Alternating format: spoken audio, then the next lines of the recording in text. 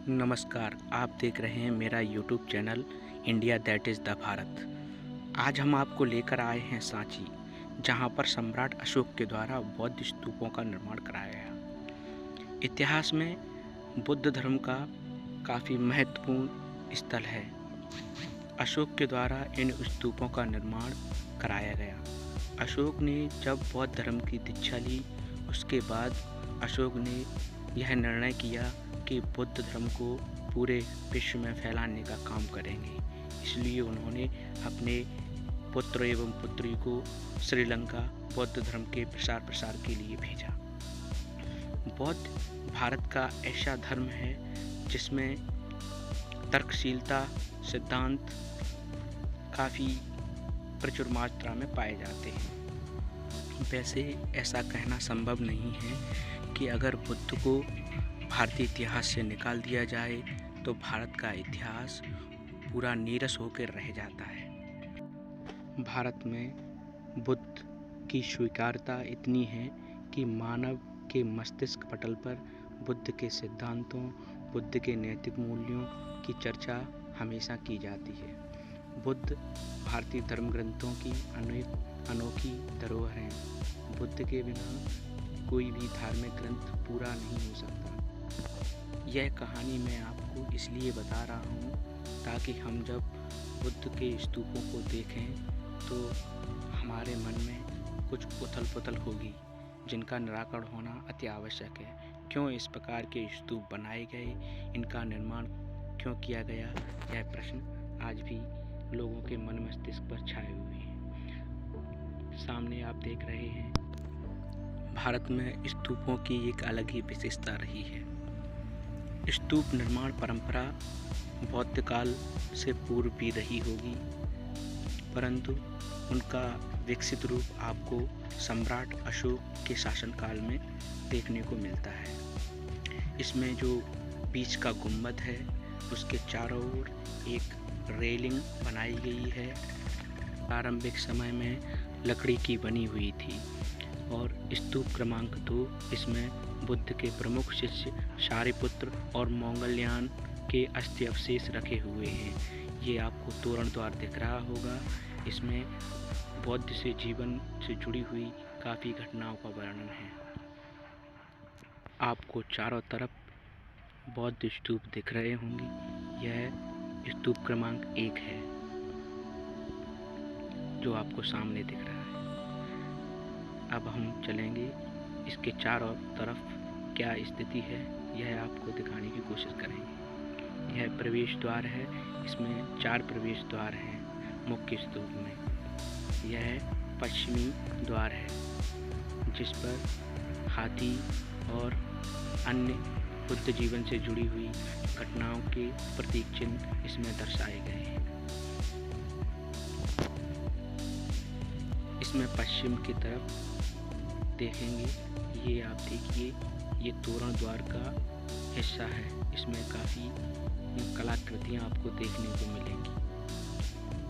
पशु पक्षियों के माध्यम से इसमें धर्म चिन्हों का प्रतीक के रूप में दिखाया गया है।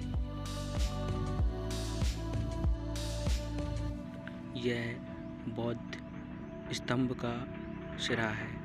यह बौद्ध महिला प्रतिमा है जो रखी हुई है। यह बौद्ध की प्रतिमा है जो योगासन में विराजमान है। अब हम आपको आगे ले चलते हैं। ये पश्चिमी भाग है जिसमें काफ़ी पुरातत्व अवशेष आपको देखने को मिलेंगे। इसका निर्माण मूलतः गुप्त काल में हुआ होगा, क्योंकि भारत के सभी मंदिरों का निर्माण आपको देखने को मिलेगा। इस प्रकार के स्तंभ, इस प्रकार की कलाकृतियाँ आपको केवल और केवल गुप्त काल में ही मिलेंगी। ये आप देख रहे होंगे, इसमें बौद्ध भिक्षु साधना किया करते थे।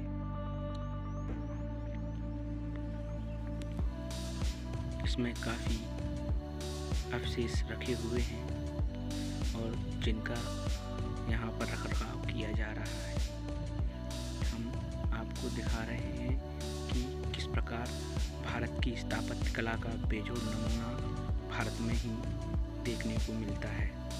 संरक्षित हैं, सुरक्षित हैं। मंदिर निर्माण की कला गुप्त काल में ही आई थी। ये कुछ मंदिर के अवशेष हैं जो आपको आगे चल के दिखाएंगे कि कौन से मंदिर में इनका उपयोग किया गया होगा। यह काफ़ी विशाल मंदिर है। इस प्रकार के बौद्ध मंदिर भारत में कई हैं और कई भवना अवशेष आपको देखने को मिलेंगे। ये मंदिर के अंदर का तोरण द्वार है। इसमें काफ़ी कलाकृतियाँ उकेरी गई हैं। यह मंदिर के पास में स्थित एक और मंदिर है। यह है मूल मंदिर, जिसके भग्नावशेष आपको मैंने पूर्व में ही दिखाए हैं। यह काफ़ी जर्जर स्थिति में है। इसका जीर्णोद्धार करने का प्रयास शासन के द्वारा किया जा रहा है, आगे भी होता रहेगा। मंदिर के चारों ओर काफ़ी कलाकृतियाँ उकेरी गई हैं। बौद्ध स्थापत्य कला का बड़ा ही बेजोड़ नमूना आपको इसमें देखने को मिलेगा। इस मंदिर का निर्माण गुप्त काल में किया गया है। यह मंदिर काफ़ी जर्जर स्थिति में है। आपको यहाँ एक बुद्ध प्रतिमा मिलेगी। ये इसका प्रवेश द्वार है, जिस पर काफ़ी कलाकृतियाँ उकेरी गई हैं। इस मंदिर में आपको विशेष रूप में बुद्ध की मूर्ति एवं ऊपर आपको कमल आसन देखने को मिलेगा। कमल भारतीय समाज का धार्मिक एवं संस्कृति का प्रतीक है। सभी स्थापत्य कलाओं में इसका प्रयोग भरपूर मात्रा में किया जाता रहा है। यह देश के गौरव और सम्मान का प्रतीक है। इसमें एक आपको बुद्ध प्रतिमा भी मिलेगी जो टूटी हुई है। काफ़ी वर्षों के बाद इसका क्षरण हो गया है और काफ़ी अच्छी स्थिति में भी है। अब हम आपको ले चलते हैं आगे अन्य स्थलों पर, जहाँ पर बुद्ध के कई चैत्य और कई साधना कक्षा आपको देखने को मिलेंगे। ये स्थल अपनी निर्माण अवस्था को पूरा नहीं कर सका, इसलिए यह स्थल के भग्नावशेष आपको नजर आ रहे होंगे। इसमें मूल रूप से पिलर तैयार किए गए होंगे जो आज की स्थिति में हूबहू वैसे के वैसे ही खड़े हुए हैं। यह भारत की विशालता का बयान कर रहे हैं। इस स्थल के चारों ओर काफ़ी मात्रा में चैत्यगृह देखने में मिले हैं और काफ़ी आकर्षक रहे हैं और अपनी चरमोत्कर्ष पर जब होंगे तो इनकी विशालता का अनुमान लगाया जा सकता है। मूलतः इनका निर्माण गुप्त काल में किया गया। भारत में गुप्त काल स्वर्ण काल कहा जाता है स्थापत्य कला के कारण। यह एक सभागार है जिसमें बौद्ध संगीतियाँ हुआ करती थी। अब हम आपको ले चलते हैं मुख्य स्तूप की तरफ और उसके पास में आप देख रहे होंगे एक विशाल साधना कक्ष आपको देखने को मिलेगा। ये आप देख रहे हैं, ये विशाल स्थापना कक्ष है जिसमें बौद्ध लोग अपनी साधनाएं किया करते थे। अब सांची स्तूप के बारे में गाइड के द्वारा कुछ बताए गए रोचक तथ्य। सिद्धार्थ के बर्थ जन्म के 7 डेज के बाद मदर महामाया का एक बार हो चुका था। सर जी प्रॉब्लम हो गया, वहाँ फादर सुबोधन को 7 डेज का बेबी है, इसका देखभाल सबसे अच्छा प्लेस में कौन करता है? माँ तो गया मैं, अब कौन बचा घर में? दादी थी, नानी थी, मौसी थी, बुआ थी, आंटी थी, कौन कर सकता था देखभाल? मदर का सिस्टर मौसी, इनका नेम था प्रजापति। मुस्लिम नेम प्लस करो होता है, जिसको नॉलेज होता है, एलाइटमेंट होता है, उसको देखते पढ़ने मिलता। सर जी मैम जी अपन स्कूल कॉलेज स्टडी करते, अपनी मदर का नेम नहीं था, फादर का था। आज बच्चों की माँ से मदर का नेम रखी है। मदर का नाम पहले भी था, कल्चर हुआ, मुगल डायनेस्टी में दबा था। कुंती का बेटा भी तो कर्ण है, उसका लाल कृष्ण है, माँ भी मदर है। आज मदर को फादर से ऊपर दर्जा दिया गया है। सेकेंड पैनल देखें, चैरियट रथ बना है, उस पर मैन खड़ा है। मैन के सामने देखो मैम टी जैसा अम्ब्रेला है जी। अम्ब्रेला मतलब बुद्ध है, सेकंड सिंबल। और इन नेम सिद्धार्थ है, जो मैन है इनका रथ को चलाने वाला, इनका सारथी है। छंदक जैसे महाभारत में जिनका श्री कृष्ण से। सिद्धार्थ को only one day town visit का मौका मिला प्लेस से बाहर घूमने। क्यों हुआ मैम इनके साथ ऐसा? क्योंकि इनके जन्म से पहले ही भविष्यवाणी हो चुका था, या तो राजा बनेगा किंग या होगा साधु। इसी डर से फादर शुद्धोधन कई प्लेस से इनको बाहर नहीं जाने। स्मॉल एज में इनका मैरिज किया। 29 की एज में बेटे का राहुल का जन्म हो गया था। से बाहर निकलनी जैसे अब ईश्वर यहाँ लिखता है, घटना तो होती ही रहेगी। 30 या 30 वर्ष only one day town visit का मौका मिला। सिद्धार्थ रथ पर बैठे महल से बाहर आते थे। उन्होंने फर्स्ट टाइम रूट पर जाते 4 मैन को देखा, जो घोड़े के ऊपर। 1 2 3 4। फर्स्ट को जो कोई हैंड में हाथ में कमंडल को पकड़े, कमंडल लेके चलता है साधु सन्यासी। सेकेंड हाथ में स्टिक लाठी रखे बूढ़ा ओल्ड मैन। थर्ड को देखेंगे सिर्फ बीमार व्यक्ति। और लास्ट वाला हाफ बॉडी में डेड बॉडी मरा हुआ इंसान। सिद्धार्थ ने सारथी से पूछा ये क्या? सारथी कहता मैं उसकी लाइफ में ऐसा चेंज होता है। बस सिद्धार्थ का मन यहीं से चेंज। मैंने यहाँ देखे ट्रेनिंग बुद्ध कपिल वस्तु के पाल। कपिल वस्तु बुद्ध टीचिंग कर रहे हैं, सभी लोग हाथ जोड़ के टीचिंग सुन रहे हैं, परंतु पीछे बैठी पब्लिक इसके कान में कुछ कह रहे हैं, आपस में बातें कर रहे हैं, कान लगा के बातों को सुन रहे हैं। बुद्ध का टीचिंग कहाँ सुन रहे जी? ये तो डिस्टर्बेंस पैदा कर रहा है। बैड बेंचर, तो बैड बेंचर तो हमारे समाज में पहले भी था जी, आज भी अब जी, और आगे भी रहेगा। वही आर्टिस्ट ने हमको समझाने का कोशिश किया कि हमारे समाज में पहले भी कुछ लोग ऐसे थे जिनका नेचर और आज भी और आगे भी है, इसको कोई चेंज नहीं कर, चलता रहेगा ये तो जी। ये मैंने जंगल में उसी टाइम दे ऐसे छोटो बात है। आपका पेरेंट देखिए, हम लोग स्तूपा है। स्तूप मतलब बुद्ध है। मैं विदेशियों को, फॉरनर को बुद्ध का स्तूप के रूप लिया। फॉरनर कौन? ग्रीक। और ग्रीक को कैसे टेली करें? स्तूप के नीचे सेंटर का हेयर स्टाइल देखिए जी, सर के घुंघराले बाल। सेकंड का ड्रेस देखें। थर्ड इनका म्यूजिक इंस्ट्रूमेंट। और 4 लोग बूट पहने जो फॉरेन कंट्री से प्रेजेंट टाइम पहना जाता है। सांची में ग्रीक आर्किटेक्चर बहुत है। ग्रीक इंडिया में एंट्री कैसे किया सर? और एंट्री किया तो रिलेशन क्या है? मौर्य डायनेस्टी। अशोक के ग्रेट फादर थे ना चंद्रगुप्त मौर्य। उसकी फर्स्ट वाइफ को ना पहला पत्नी हेलेना। हेलेना सेलूकस निकेटर की डॉटर है। और सेलूकस निकेटर एलेक्जेंडर सिकंदर आदमी एलेक्जेंडर सिकंदर की great mother. Second panel tree mean Buddha. Vaishali Bihar. Vaishali Buddha का फर्स्ट टाइम एंट्री होता है। वहाँ की पब्लिक लेडीज बुद्ध को प्रेजेंट कर रही है।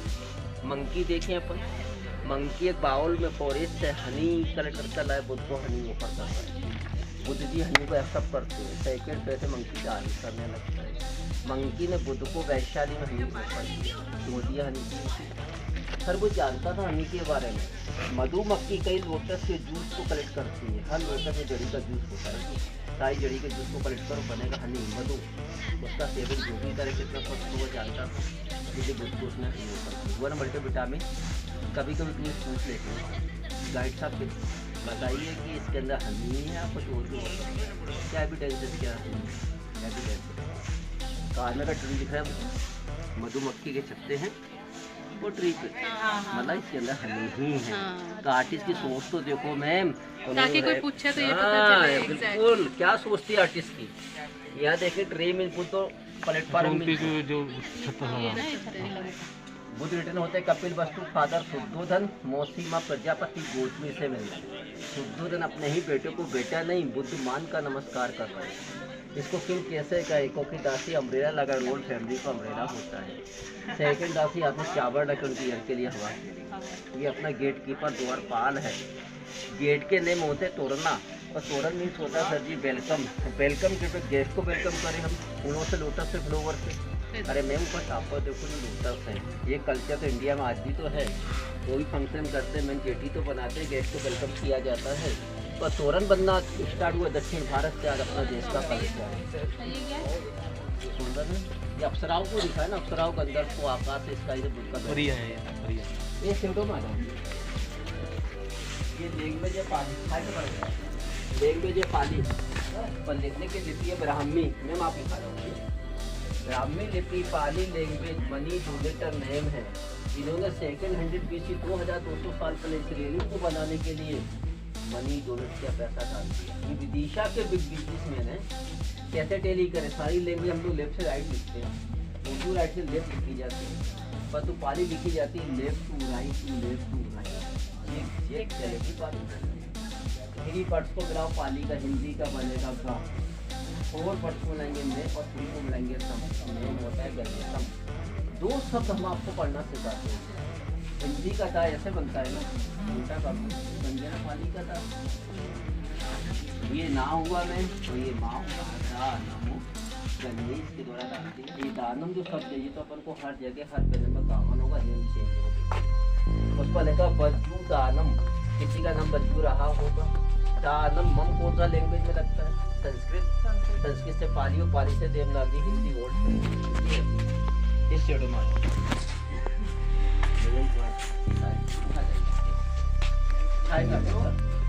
इसका आर्किटेक्चर पहचानो, डिजाइन बाम्बू है, बाम्बू बांस अपना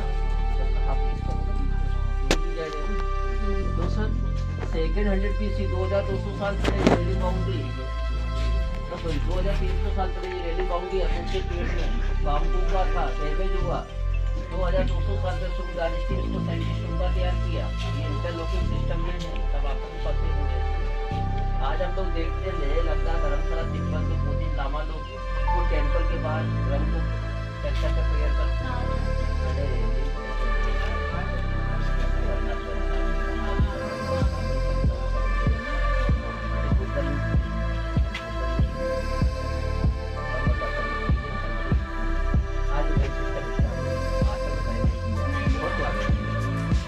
पूजा स्टार्ट हुआ, स्टेचू बनना स्टार्ट हुआ हमारे बाद 2000 साल से करीब।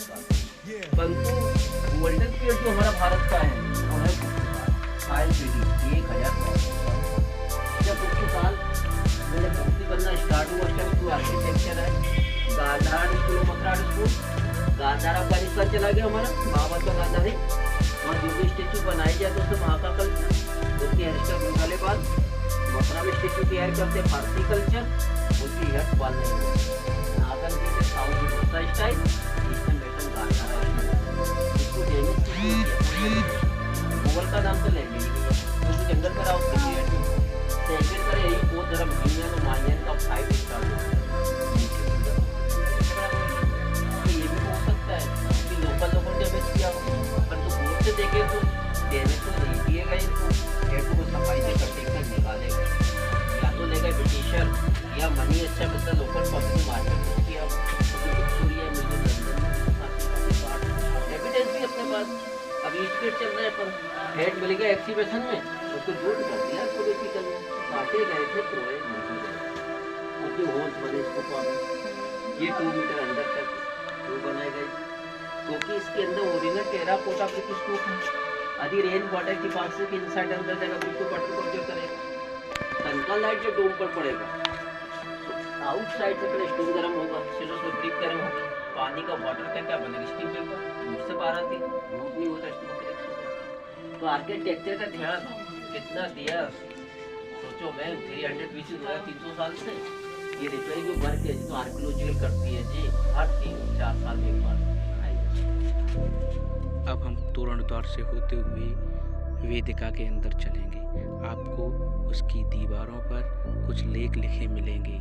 इन लेखों की संख्या 800 के लगभग बताई जाती है, जिसमें 350 लेख दान लेख हैं, जिनमें विभिन्न व्यापारियों द्वारा दान दिए गए थे। उसके बाद इन वेदिकाओं का निर्माण किया गया। मूल रूप से ये वेदिकाएं लकड़ी की बनी हुई थी। काफ़ी वर्षों के बाद उनमें क्षरण आने के कारण वो अब मूल रूप से नहीं है। उसके बाद इन आगे के शासकों ने, सातवाहन शासकों ने और शुंग वंश के शासकों ने इन वेदिकाओं का निर्माण कराया गया। इस पर पाली भाषा में लिखा हुआ है। पाली भाषा यही बुद्ध की मूल भाषा थी। बुद्ध के जितने भी उपदेश मिलेंगे आपको पाली भाषा में मिलेंगे। पाली भाषा उस समय की भाषा जनमानस की भाषा थी, जिससे लोग काफ़ी प्रभावित हुए और बुद्ध धर्म की ओर उनका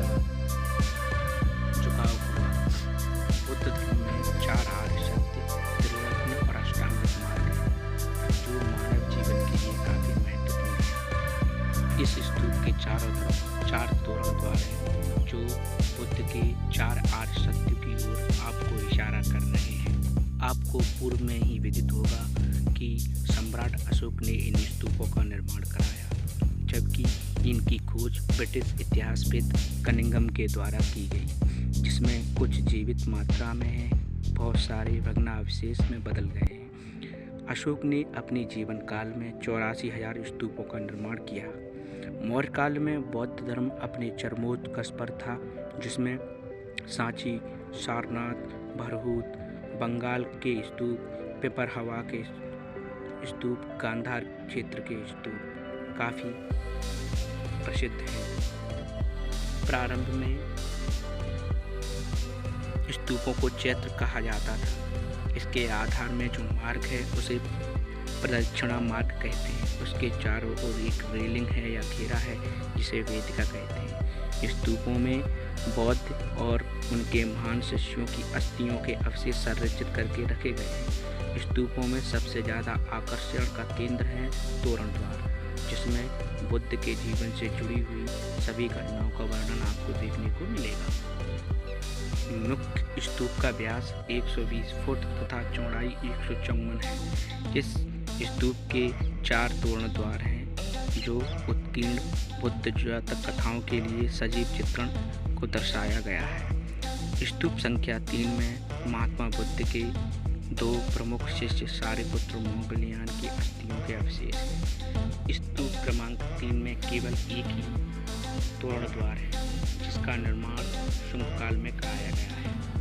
मुख्य स्तूप की संरचना में हम चारों तरफ यह देख पाएंगे कि उसके ऊपर 4 इंच मोटाई प्लास्टर शुंग काल में कराया गया, ताकि इन स्तूपों को संरक्षित रखा जा सके।